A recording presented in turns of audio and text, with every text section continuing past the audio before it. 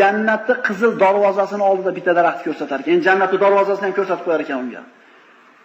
Qaribanda Parvardigor deb yana yalnar ekan. "Ey banda, hech narsa so'ramayman degding-ku." desa, Parvardigor deb yana yalnar ekan. "Karimzod nimaga ko'rsatyapti uni? Beraylik, so'rasin deyapti. Nimaga Alloh bizga jannat sifatlayapti? So'raylar, beraman deyapti." Uni bergandan keyin jannatning darvozasi, qizil oltindan bo'lgan darvozasini oldida turib, jannatiylarni ovozlarini, jannatning hidini, haroratini his qilgandan keyin Parvardigor endi kirsan der ekan. Alloh azza va jalla kirgizar ekan, so'radar ekan. Menga mana bu, senga o'sha, menga mana bu, so'ra. So'ragani senga insonning aqli to'xtab qolar ekan.